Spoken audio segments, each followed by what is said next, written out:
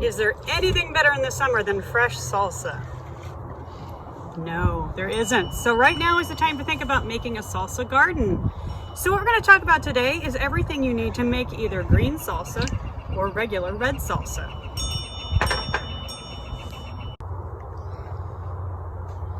Why would you want to make your own salsa? Where the number one trick is, I'm a Texas girl, and one thing I know from Texas is everyone has their own way of eating salsa. Do you like it spicy? Do you like it a little more sweet?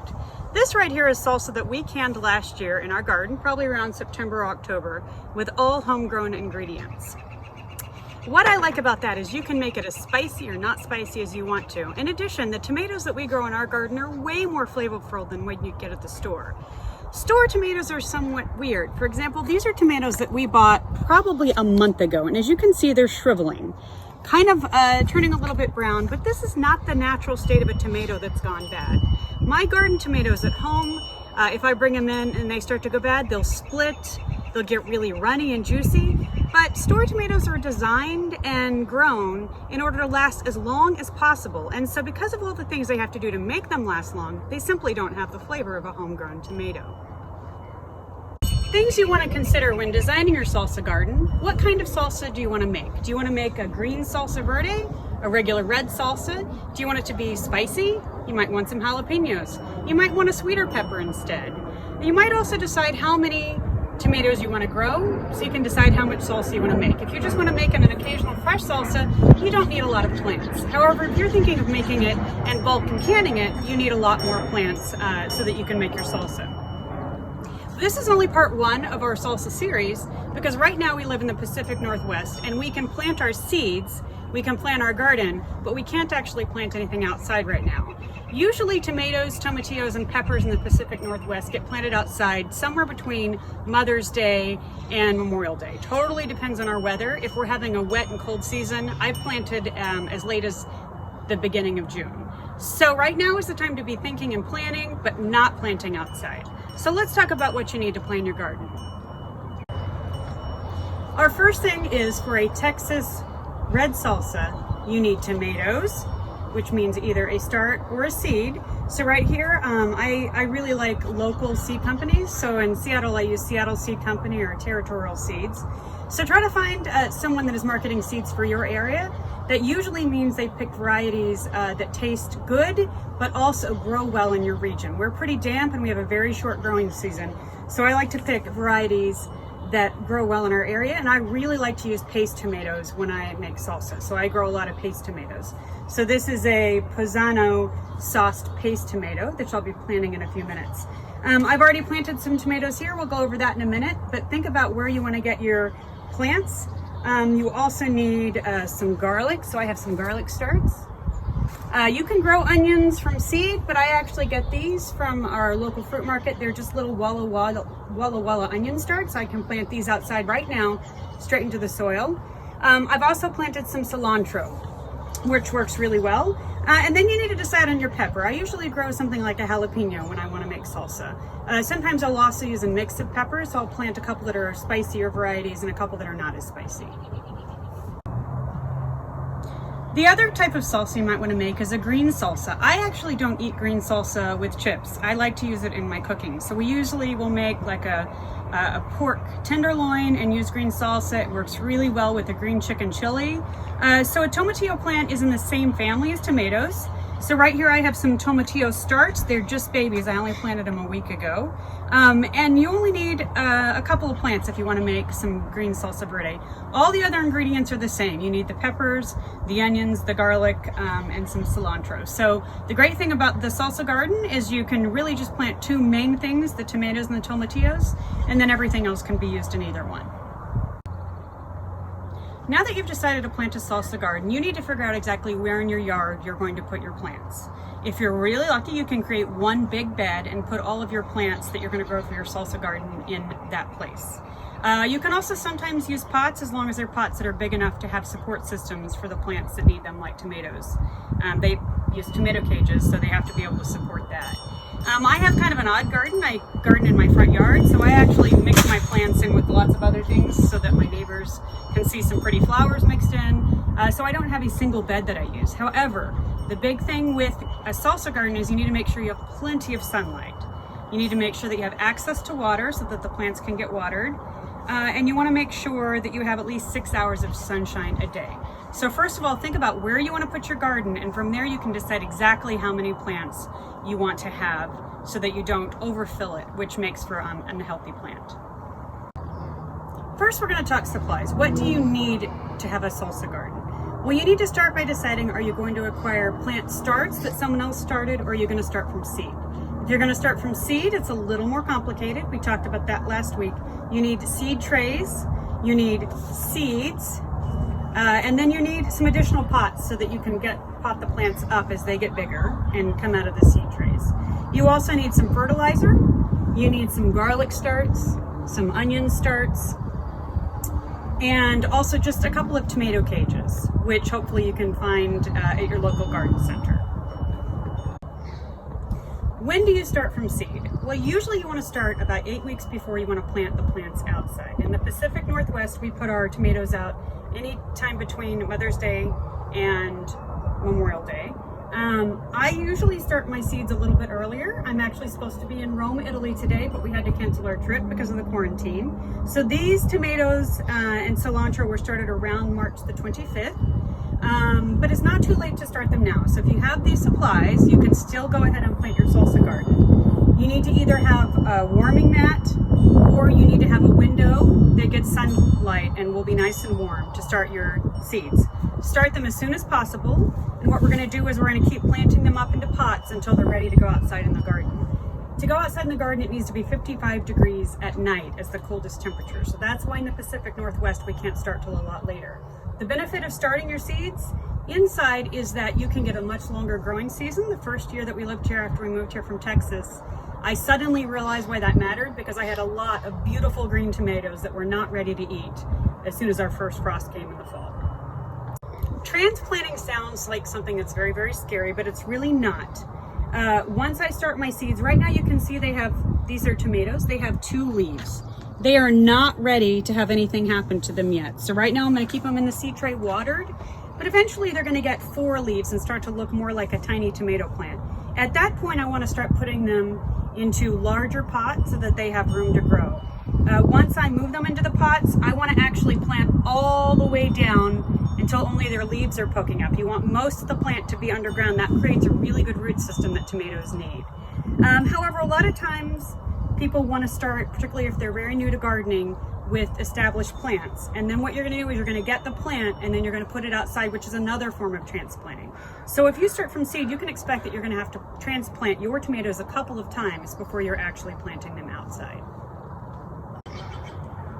If you started your plants from seed inside or under a grow light, what you need to know is you can't just toss them outside and plant them immediately. There will be too big a temperature difference between where they've been and where they're going.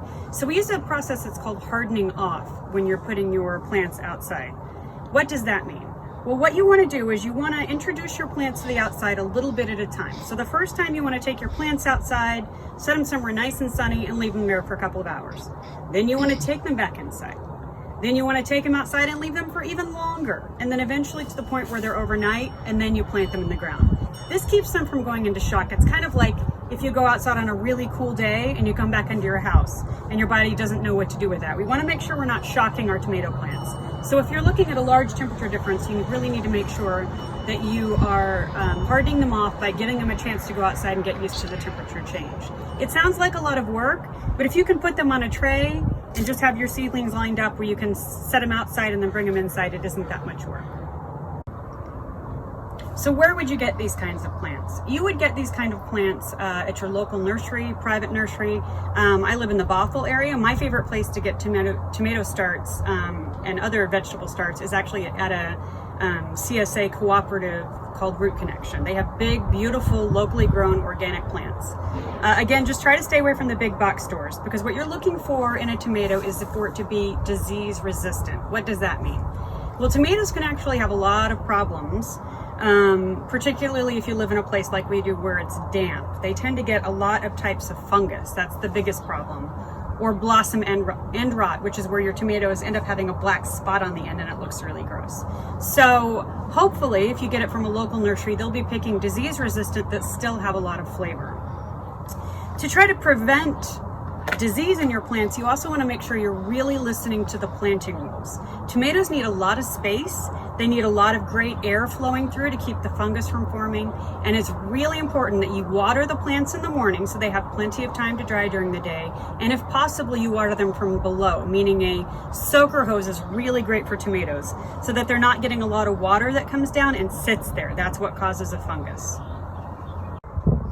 Planting time. You really need to look in your specific area to decide when to put your plants outside. I've kind of given a guide for the Pacific Northwest, but even for us, it changes every year. I usually try to look ahead before I plant outside to see what's happening, if there's going to be a sudden cold front that comes through. And if you plant out early, the risk is that you may have to go outside and rescue them and wrap them to keep them warm enough. I try not to do that if I can, although it is something that I've done if we got an unexpected weather front or I planted outside before I should have. We're going to come back and do a whole nother video on exactly how to put these in the ground, because it's actually not simple if you want to create a really healthy plant. You do the same thing with your plants when they're bigger as you did when you were transplanting, which means for a tomato or a tomatillo, you actually want to bury most of the plant, 3/4 of it, in the soil so that it's creating a good root system all the way down to the leaves. And that seems different than you would normally plant a plant. But for tomatoes, you really, really need a good root system for them to be healthy. So we're really talking right now about planning our garden, which means making sure we have all the supplies so when we're ready to plant out in a month, we have everything we need. In this period of quarantine, a lot of things are having to be ordered instead of picked up at the store. So right now what we're going to do is talk fertilizer. I'm an organic gardener. I like to use as few chemicals as possible. Your salsa garden is going to need fertilizer. I like to use an organic natural fertilizer. I use Walt's fertilizer. It's an organic Pacific Northwest fertilizer specifically for our area. And again, it's part of organic farming. What's nice about organic is it will create the right environments for your plants. It has very specific instructions for how it's used. So what I do is I don't use it on my seedlings. As soon as I pot the plant outside into the ground, I'll mix this in with it as I'm planting it around its root system. And then I will continue feeding as is listed on the label. It's also important to look at each plant. Tomatoes and tomatillos will do great with this, but different plants need different kinds of fertilizer. Cilantro, for example, we use just a 10-10-10, it's called. It's your basic fertilizer you can get anywhere. There's also really great fertilizers that can be purchased at somewhere like Home Depot. Tomato Tone is a good one. But really, you want to make sure you're following what is listed and you don't want to be using harsh chemicals on your tomatoes. That is why it's really important to try to prevent disease. Once you get a disease, it's very hard to clear up and you often have to use chemicals. So if you can create healthy plants with an organic fertilizer, you're going to be way better off. For tomatillos, they're planted the same way outside. You want to plant them very deep into the ground. And the important thing to remember with tomatillos is you want to put several plants together. They need to cross-pollinate, so you'll have a lot more success if you have multiple plants together. So if you're planting a salsa garden with green salsa, plan to plant at least two tomatillo plants near each other. You also want to consider for both all plants using a mulch on top of everything so that you can keep the moisture in the soil. Again, the main rule is you really want to keep all the leaves dry on these plants to keep them happier. I have provided a recipe right here of your basic Texas salsa. You will note that I haven't put a lot of list as to how much you put of each ingredient, because that again is something that is very specific for each person based on how spicy they like it. What I do is I take fresh tomatoes, stew them, and we do it differently because we actually pressure can and create a whole bunch of salsa at one time. We're still eating the salsa that we made last fall right now. But most people just want to make a simple batch that they're planning on eating within a week. So you take your tomatoes, you stew them, then you pulse peppers as hot as you want them, onion, garlic, and cilantro in your food processor with the tomatoes until you get it to the desired consistency. With salsa, the best thing to do is just to taste it until you get it the way you like it. Don't put too many peppers in to start with because you can't take them out. I'm a Texas girl. I like my salsa a little bit sweet, so I will also add just a little bit of sugar to it to add a little bit more depth of flavor.